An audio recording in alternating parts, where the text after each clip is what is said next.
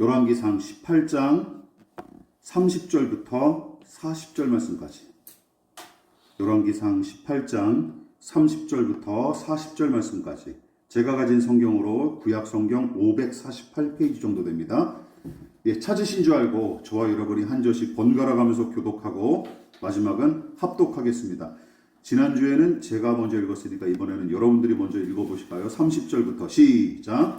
엘리야가 모든 백성을 향하여 이르되 내게로 가까이 오라. 백성이 다 그에게 가까이 가매 그가 무너진 여호와의 제단을 수축하되. 야곱의 아들들의 지파의 수요를 따라 엘리야가 돌 12개를 취하니 이 야곱은 옛적에 여호와의 말씀이 임하여 이르시기를 내 이름을 이스라엘이라 하리라 하신 자더라. 그가 여호와의 이름을 의지하여 그 돌로 제단을 쌓고 제단을 돌아가며 곡식 종자 두 세알을 둘 만한 돌아감을 만들고 또 나무를 버리고 송아지에 각을 떠서 나무 위에 놓고 이르되 통 넷에 물을 채워다가 번제물과 나무 위에 부으라 하고 또 이르되 다시 그리하라 하여 다시 그리하니 또 이르되 세 번째로 그리하라 하여 세 번째로 그리하니 물이 제단으로 두루 흐르고 도랑에도 물이 가득 찼더라. 저녁 때에 될 때에 이르러 선지자 엘리야가 나아가서 말하되 아브라함과 이삭과 이스라엘의 하나님 여호와여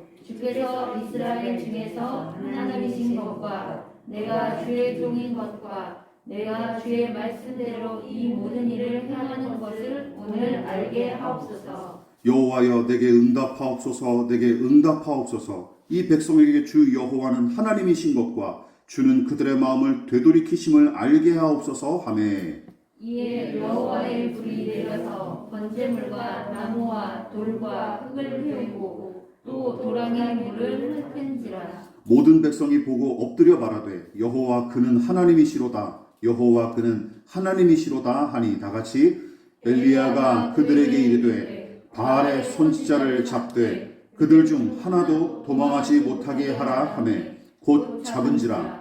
엘리야가 그들을 기손 시내로 내려다가 거기서 죽이니라. 아멘.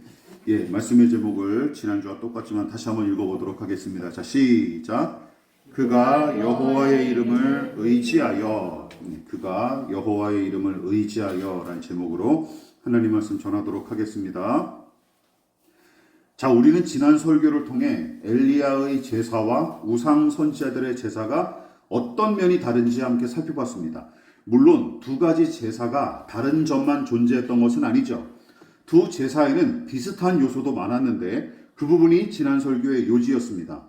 제사하는 자들의 지극정성과 헌신과 열정 등은 매우 비슷할 뿐만 아니라 오히려 우상 선지자들의 제사가 더 열정적이고 헌신적인 모양새로 묘사가 되죠. 따라서 작금의 교회가 열정과 정성 등의 요소들을 우리 예배의 핵심이자 관건인 것처럼 확신하고 더군다나 그런 요소들이 진짜 중요한 요소들보다 우위를 점하는 이 현실 자체가 복음의 정신이 교회 안에서 심각하게 왜곡되었고 변질한 상태임을 여실히 보여주는 것이죠. 그렇다면 엘리야의 제사가 우상 선지자들의 제사와 다른 점은 무엇이었습니까? 우선 엘리야는 자기 자신과 이 민족의 정체가 무엇이고 그 기원이 어디인지 밝히면서 제사를 드립니다. 12개의 돌로 제단을 쌓고 12통의 물로 제단을 적신 것이 바로 그 사실을 분명히 고백하고 선포하는 일종의 퍼포먼스였던 셈이죠. 저는 이러한 자기 인식이 참된 예배의 핵심 요소 중 하나임을 분명하게 지적했고 엘리야의 제사를 통해 예배하는 신자의 자기 인식에 관해서 세 가지로 지난주에 나누어서 살펴봤습니다. 첫 번째는 무엇이었습니까?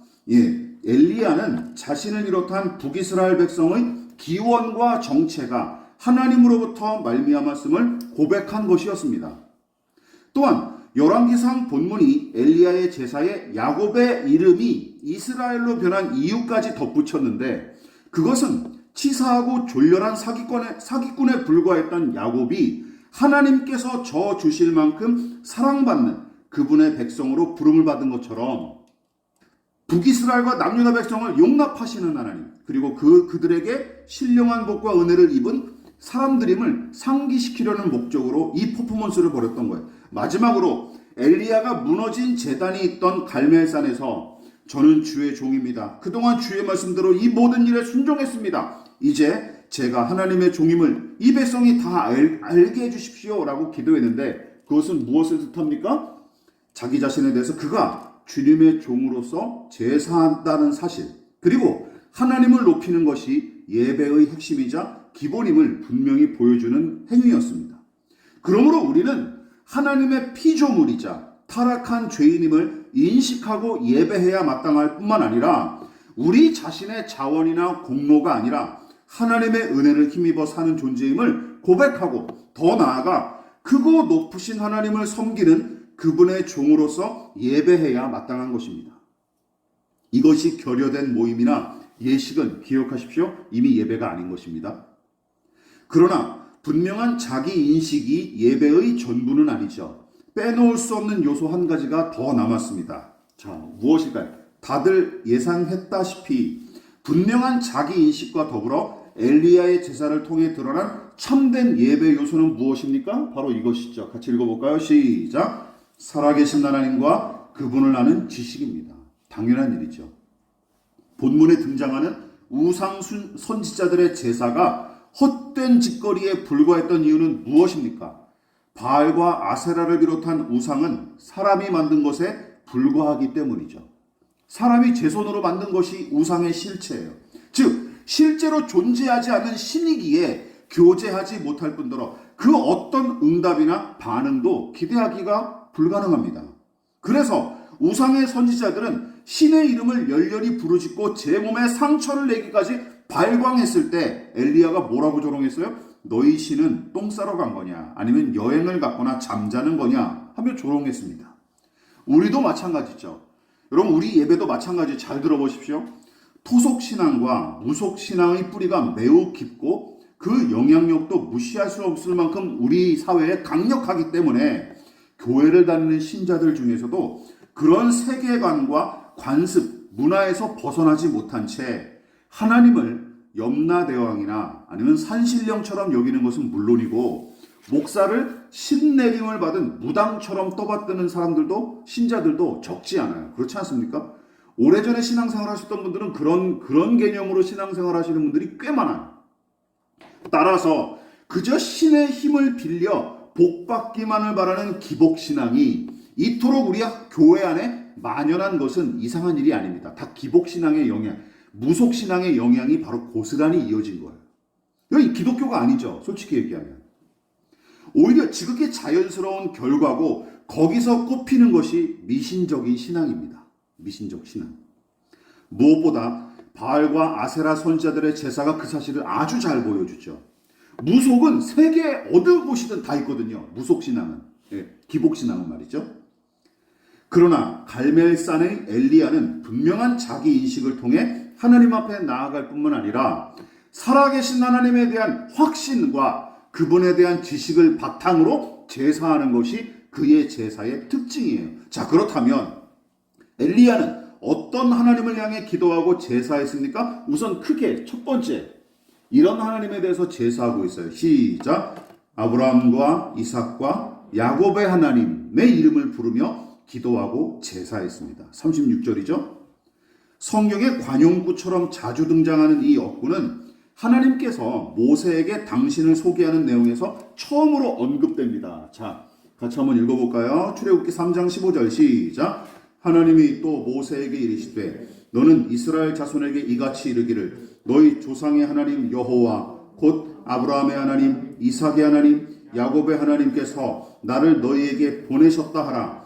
이는 나의 영원한 이름이요 대대로 기억할 나의 칭언이라. 이거 사람이 만든 말이 아니라 누가 직접 친히 말씀하신 거예요? 하나님께서 친히 당신을 소개하시면서 너가 가서 내 백성들에게 이렇게 소개하라라고 명령하신 거예요. 하나님은 떨기나무에 붙은 불로 나타나셔서 모세를 이스라엘의 구원을 위해 부르셨건만 이 부르심 자체를 큰 부담으로 여겼던 모세가 두려워하고 주저하자 하나님께서 내가 이스라엘 자손 앞에 서거든 나 여호와를 이렇게 소개하라 하며 말씀하신 내용이 뭐예요? 바로 아브라함과 이삭과 야곱의 하나님입니다. 물론 이 역구가 출애굽기에 처음 등장한 것은 아니에요. 좀 더 거슬러 올라가면 아버지와 형을 속이고 피에 달아났던 야곱이 중간에 베델에서 돌베개를 베고 잠을 자다가 하나님을 만났는데, 그때도 하나님은 야곱에게 당신을 뭐라고 소개하시냐면 나는 내 할아버지 아브라함의 하나님이요 내 아버지 이삭의 하나님이다 라고 소개하는 내용이 나와요. 근데 여기는 야곱이 당사자니까 이렇게 나오는 건 아니었죠. 그게 기원이죠. 그러므로 여러분, 엘리야가 하나님께 제사를 드리고 기도할 때 부르짖은 이 말은 그가 생각나는 대로 짓거리거나 아무렇게나 갖다 붙인 말이 절대로 아니에요. 그냥 나온 말이 아니에요. 여러분, 오히려 이스라엘의 모든 역사를 통틀어서 가장 오래되고 익숙한 신앙 고백인 거예요. 이게 하나님에 대한 신앙 고백, 가장 오래되고 익숙한 신앙 고백, 그리고 가장 확실하면서도 간단 명료하지만 심오하고 깊은 내용을 담은 신학적 진술이 바로 이 내용, 아브라함과 이삭과 야곱의 하나님이라는 내용이라는 것이죠. 여러분, 그렇다면 아브라함과 이삭과 야곱, 이스라엘의 하나님은 어떤 하나님을 가리킬까요? 여러분, 이 내용만 가지고도 수십 편 이상의 설교문을 작성할 수가 있긴 하지만 오늘은 이 억구에 담긴 대표적인 의미 몇 가지만, 대표적인 것 몇 가지만 정리해서 살펴보도록 하겠습니다. 자, 우선 아브라함과 이삭과 야곱 세 사람을 하나님께서 당신의 사람으로 부르시고 선택하신 이유가 무엇인지 생각해 보십시오. 여러분, 이 근본적인 질문이에요. 그들이 무슨 자격이나 자질 같은 것을 갖췄기에 부르심을 받은 게 아닙니다. 그렇죠? 이 사람들이 무슨 자격을 갖춰서 부름을 받은 게 아니에요. 오직 하나님께서 일방적으로 베푸시는 은혜가 그들이 하나님의 사람으로 부름을 받은 유일한 근거이자 원동력이에요. 뭐밖에 없어요? 하나님의 은혜, 일방적인 은혜로 부르심을 받았다는 것. 이것밖에는 아무것도 없어요. 그러므로 아브라함과 이삭과 야곱의 하나님은 아무런 자격과 공로가 없는 죄인, 정처 없이 떠도는 나그네처럼 살아가는 가난하고 연약한 인생을 사랑하고 아끼시며 불쌍히 여기시는 어떤 하나님을 나타내는 거예요? 예, 그렇죠. 은혜의 하나님, 은혜 베푸시는 하나님을 나타내는 대표적인 억구인 거예요. 또한 세 사람과 만나시고 그들을 은혜로 대접하신 하나님은 더 나아가 그들을 통해 당신의 나라를 세우시고 하늘의 신령한 복을 똑같이 약속하시죠. 이 또한 놀라운 은혜 아닙니까? 약속의 하나님도 포함이 되는 거예요. 높은 지위와 큰 권세를 가진 사람은 아랫사람에게 약속 따위 할 필요가 없습니다. 그냥 명령하면 그만이죠. 그저 상명하복의 원리에 따라 명령하면 그만입니다. 그러나 계약과 약속은 차원이 다르죠. 그렇지 않습니까? 지위의 고하를 막론하고 상대에 대한 존중을 바탕으로 이루어지는 것이 뭐죠? 약속이죠. 이것이 바로 약속과 명령의 차이예요. 아브라함과 이삭에게 약속하셨던 하나님은 사기꾼 야곱과도 약속하시고 그 약속대로 이루어 주십니다. 그뿐만이 아니죠. 이 모든 것이 은혜의 하나님을 나타내는 것이죠. 타락한 죄인을 당신의 백성으로 삼으시는 은혜를 베푸시고 그와 더불어 약속하시는 하나님은 세대가 다른 아브라함과 이삭과 야곱 모두를 변함없이 신실하게 만나주신 어떤 하나님을 상징하는 거예요? 항상 동일하시고 영원히 살아계신 하나님이심을 분명히 보여주는, 직관적으로 고백하고 선포하는 말이 뭐예요? 아브라함과 이삭과 야곱의 하나님이란 말이에요. 여러분 생각해 보십시오. 아브라함이 만난 하나님과 야곱이 만난 하나님이 서로 다르면 어떻게 될까요? 이거를 한 묶음으로 뭉뚱그려서 이야기할 수 있습니까? 아브라함과 이삭과 야곱의 하나님으로 뭉뚱그려 부를 수가 없어요. 그러나 세 사람이 만난 하나님은 언제나 어디서나 동일하시고 시간과 공간을 초월하여 영원히 살아서 일하시기에 본문에서 엘리야가 제사하고 기도하는 분이 새 족장과 모세가 만난 하나님이시고 지금 여기에 모여 우리가 예배하는 분도 바로 그 하나님이시라는 사실이죠. 믿으십니까? 그 하나님을 나타내는, 그것을 대표적으로 시간과 공간을 초월하여 역사하시는 하나님. 그러므로 세 번째, 이런 의미가 담겨져 있는 거예요. 시간과 공간을 초월하신 하나님, 인간의 역사 속에, 그리고 그 위에 계신 하나님을 나타낼 때 뭐라고 쓰는 거예요? 아브라함과 이삭과 야곱의 하나님이라는 말을 쓴다는 것이죠. 하나님은 과거의 유물이나 철진한 개념 따위가 아닙니다. 지금 여기서도 여전히 찬송과 영광을 받으실 하나님이시고, 앞으로도 영원히 모든 인간이 따르고 섬겨야 할 하나님이시기에 본문의 엘리야도 아브라함과 이삭과 야곱에게 나타나시고 그들과 만나 주신 하나님이 지금 여기 모인 북이스라엘 백성과 자기 앞에도 함께해 주십사 제사하면서 뭐라고 불렀던 거예요? 아브라함과 이삭과 야곱의 하나님이여 응답하소서라고 불렀던 거예요. 거기 더하여 우리는 엘리야의 제사와 기도를 통해 두 번째 큰 줄기 무엇입니까? 말씀하시고 들으시며 응답하시는 하나님을 떠올리게 됩니다. 즉 우리와 인격적으로 교제하시고 소통하시는 하나님이 엘리야의 제사와 기도에 분명하게 나타나요. 아브라함과 이삭과 야곱의 하나님이 피조물에 불과한 인간과는 차원이 다른 영원하고 불변하신 창조주이자 은혜와 사랑이 무궁하신 하나님을 표명한 말이라면 제사 이후에 이어진 엘리야의 기도는 그에게 말씀하시는 하나님뿐만 아니라 그의 말에 귀를 기울여 들으시고 친히 응답하시는 하나님이 잘 드러나 있어요. 36절과 37절을 같이 보도록 하겠습니다. 읽어볼게요. 시작. 내가 주의 종인 것과 내가 주의 말씀대로 이 모든 일을 행하는 것을 오늘 알게 하옵소서. 여호와여 내게 응답하옵소서. 내게 응답하옵소서. 이 백성에게 주 여호와는 하나님이신 것과 주는 그들의 마음을 돌이키심을 알게 하옵소서. 순서는 똑같습니다. 엘리야가 하나님을 먼저 찾지 않았습니다. 그렇죠? 하나님이 엘리야에게 할 일과 만날 사람에 관해 먼저 말씀하셨고 명령하신 말씀에 순종하는 엘리야를 통해 당신이 작정하신 뜻을 끝내 이루시죠. 여러분 그동안 엘리야가 어떤 과정을 통해 여기까지 왔는지 돌아보시기 바랍니다. 그동안 하나님이 무엇을 명령하셨습니까? 아합과 북이스라엘의 죄악을 고발하고 징계와 심판을 선포하라. 당장은 나서지 말고 또 그리 시내가로 가서 은둔하라. 시돈 땅의 사르밧으로 가서 이방 여자의 집에 머물라. 여러분 생각해 보시면 도대체 편안하게 순종할 수 있는 명령이 하나도 없어요. 그렇죠? 편안하게 그냥 기분 좋게 순종할 수 있는 말이 하나도 없어요. 죄다 얼른 순종하기가 어려울 뿐더러 불쾌하기 짝이 없는 명령이었지만 엘리야는 그의 속내와 상관없이 무슨 말씀이든 묵묵히 순종했고 지금까지는 말씀하신 바대로 다 이루어졌던 게 사실입니다. 그래도 내가 맞듣지 않았지만 그래도 하나님 말씀 순종하다 보니 그 모든 일이 이루어지는구나. 그거를 이제 몸소 체험한 것이죠. 즉 엘리야는 자기에게 말씀하시는 하나님과 말씀대로 이루시는 하나님을 여러 일들을 통해 깊이 체험하고 확신할 수 있었던 것이죠. 기도를 들으시고 응답하시는 하나님에 대해서도 마찬가지였습니다. 17장 떠올려 보십시오. 중한 병에 걸려서 고생하다가 결국은 싸늘한 주검이 된 이 미망인의 아들을 되살리기 위해 힘쓰고 애써 더욱 간절히 기도했던 그 엘리야를 한번 떠올려 보십시오. 열왕기상의 저자는 엘리야가 그 기적과 그 기도와 기적적인 응답을 통해 들으시고 응답하시는 하나님을 더 깊이 만나고 확신한 것으로 기록합니다. 같이 읽어볼까요? 17장 시작. 그 아이 위에 몸을 3번 펴서 엎드리고 여호와께 부르짖어 이르되 내 하나님 여호와여 원하건대 이 아이의 혼으로 그의 몸에 돌아오게 하옵소서 하니 여호와께서 엘리야의 소리를 들으심으로 그 아이의 혼이 몸으로 돌아오고 살아난지라.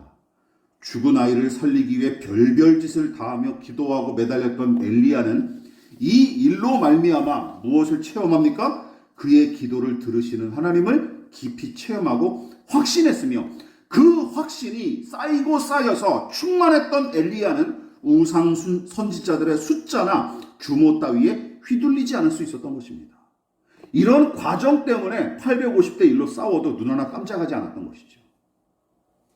그것이 믿음의 기도를 통해 누리는 평안과 용기고, 여러분 그래서 기도해야 됩니다. 우리가 이 평안과 용기를 얻기 위해서. 그리고 이와 같은 믿음의 기도는, 잘 들어보십시오, 바라고 원하는 것을 정확하게 얻어낼 수 있는 그런 비법을 의미하는 게 아니라 하나님과 맺는 더 깊은 교제와 소통의 차원에서 이루어지는 기도를 의미하는 거예요. 믿으십니까?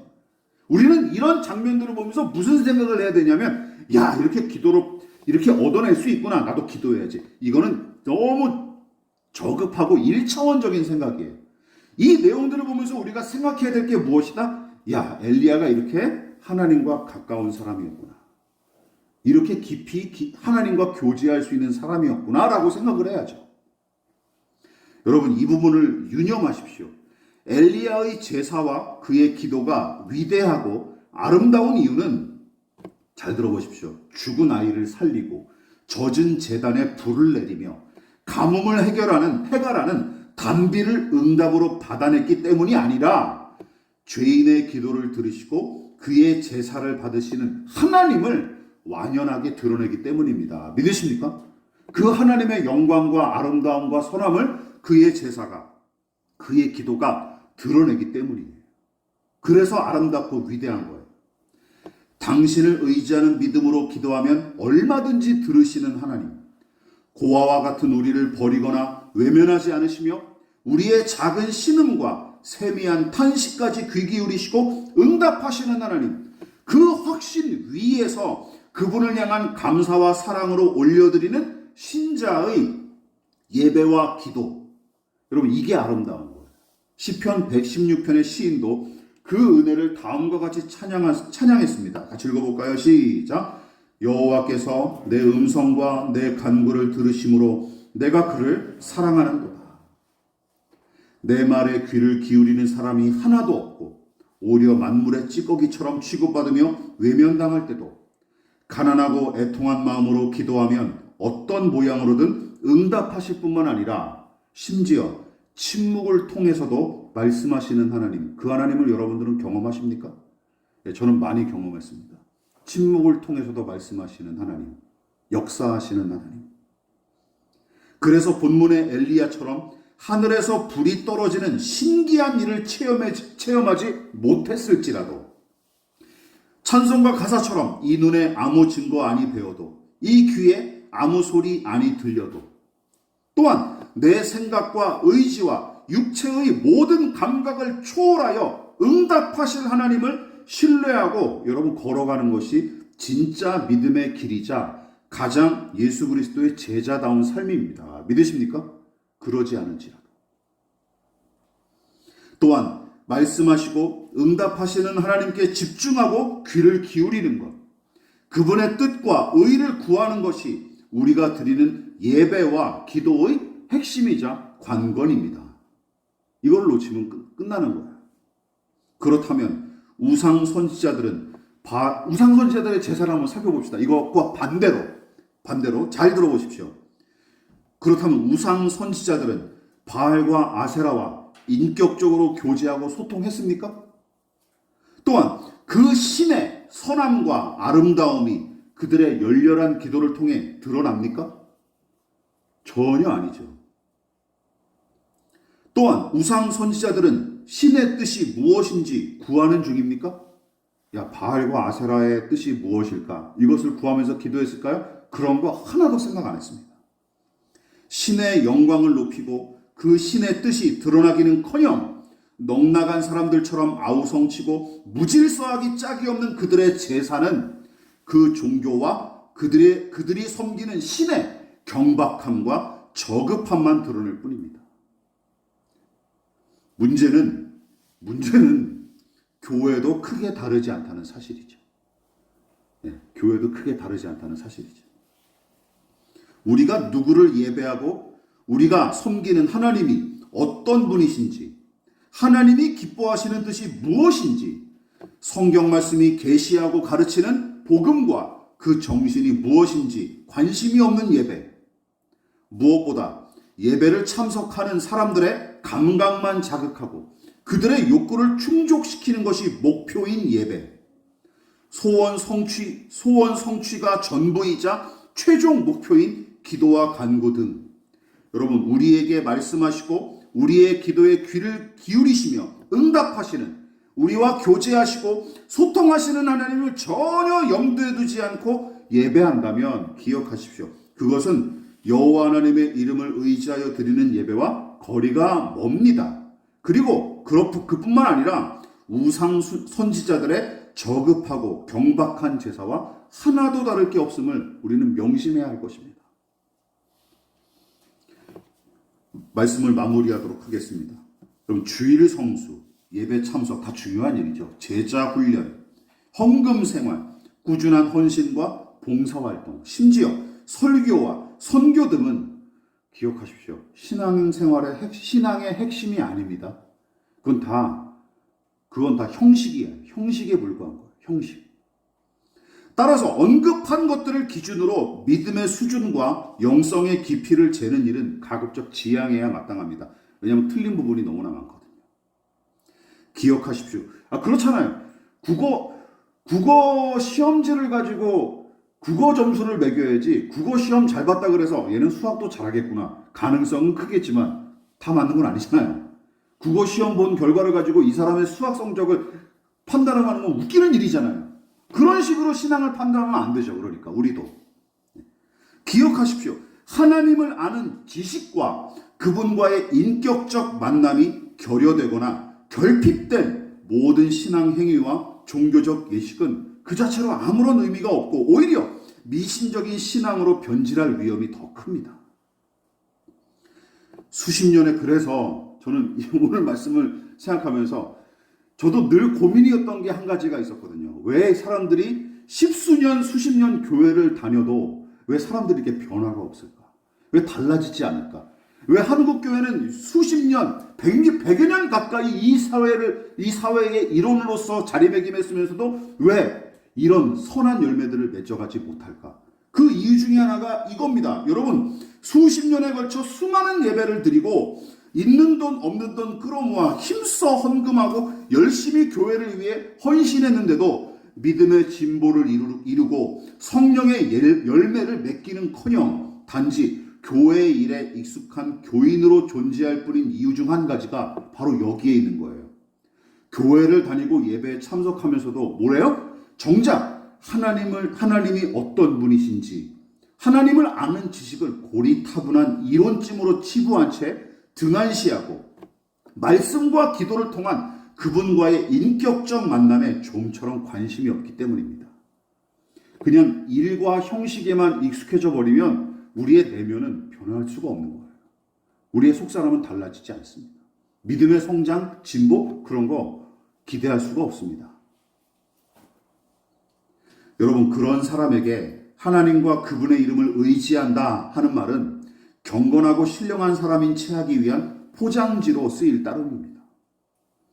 거기에 선한 열매를 기대하기란 하나님이 우상 선지자들의 발광에 응답하는 것만큼이나 어려운 일입니다. 기대하십시오. 그래서 우리 주변에 많은 장로님들과 권사님들, 집사님들이 그렇게 새벽기도도 주야장천 나가고 열심히 빠지지 않고 헌신하고 52주 1년에 52주 주일 성수 다 철저하게 지키면서도 전혀 인격이나 믿음의 성장 같은 거를 보이지 않는 이유가 바로 여기 있는 거예요. 배우려고 하지 않아요. 그리고 하나님이 어떤 분이신지 알려고 하지 않습니다. 이제 교회 일만 익숙한 사람만 될 뿐이에요. 담임 목사 말만 잘 듣는 사람, 그 정도면 그냥 신앙생활 잘하고 있다고 착각하는 것이죠. 이게 바로 우리의 가장 큰 문제 중에 하나입니다. 역사상 천재, 수학자이자 물리학자, 종교 철학자로 널리 알려진 블레즈 파스칼이라고 하는 사람이에요. 파스칼 정리 아시죠? 학을 띄는 수학, 저도 수학이 너무 싫어서 고등학교 때 이후로 이제 다 멀어지긴 했지만 이 사람 천재죠. 진짜 다방면에 천재적인 재능을 발휘했던 사람입니다.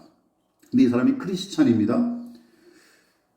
블레즈 파스칼이 1646년 23세의 나이로 첫 번째 하나님과 만남을 경험합니다. 그리고 회심하죠. 근데 그 후로도 무미건조한 신앙생활을 이어오다가 1654년 31살의 나이에 이른바 불의 밤으로 부르는 두 번째 회심을 경험하면서 다음과 같은 기록을 남깁니다. 제가 읽어보겠습니다. 그냥 중간중간 제가 다 필요한 부분만 발췌를 했습니다. 은혜의 해 1654년 11월 23일 월요일 밤 10시 반부터 12시 반 무렵까지 불, 아브라함의 하나님, 이삭의 하나님, 야곱의 하나님, 철학자와 지식인들의 하나님이 아니다. 그 하나님은 내 하나님, 곧 너의 하나님. 그 하나님을 만나고 이 3시간 가까운 시간 동안, 2시간 가까운 시간 동안 하나님께 깊은 기도를 드리면서 하나님과의 만남을 더 깊이 체험하면서 이 사람도 바로 불 가운데 나타나신 하나님을 더 깊이 만났던 것이죠. 아브라함이 쪼개놓은 재물 사이를 지났던 불처럼, 모세 앞에 피어난 떨기나무의 불꽃처럼, 엘리야의 젖은 제단에 내린 불처럼, 이사야 선지자의 입술을 깨끗하게 했던 숯불처럼, 또한 마지막으로 낙심한 제자들을 기다리며 아침상을 마련하신 예수님이 피워놓으신 숯불처럼, 천재 수학자이자 사상가인 파스칼도 말씀하시고 들으시며 응답하시는 아브라함과 이삭과 야곱의 하나님을 다시금 새롭게 만나고 그 앞에 감격하며 엎드렸던 것이죠. 남이 만난 하나님 이야기로 만족하지 마십시다. 남이 만난 하나님이 아니라 나의 하나님을 만나야죠. 그렇지 않습니까? 아브라함과 이삭과 야곱과 엘리야의 하나님이 여러분과 저의 하나님으로, 그리고 우리의 하나님으로 고백되기를 진심으로 소망을 드립니다. 하나님의 임재와 응답을 구하며 제사를 드렸던 엘리야처럼 여러분, 아브라함과 이삭과 야곱의 하나님이 어떤 분이신지 여러분 매 순간 예배할 때마다 생각하고 그들의 하나님이 오늘날 나의 하나님이심을 고백하며 예배하기를, 그리고 그 하나님을 저와 여러분 다 만나시기를 진심으로 축원을 드리겠습니다. 지금은 우리를 위하여 십자가에 몸버려 피 흘려 돌아가신 예수 그리스도의 한량없으신 은혜와 하나님 아버지의 지극하신 사랑하심과 성령 하나님의 영원한 사귐이 오늘 이 시간 아브라함과 이삭과 야곱의 하나님이 나의 하나님이심을 고백하며 겸손히 머리 숙인 사랑하는 성도들의 머리 위에 저들의 가정과 직장과 사업장과 학업과 장래 가운데 이 나라의 민족과 한국교회와 저 북녘의 동포들과 세계와 열방 가운데 지금부터 영원히 함께 하시기를 간절히 축원하옵나이다. 아멘.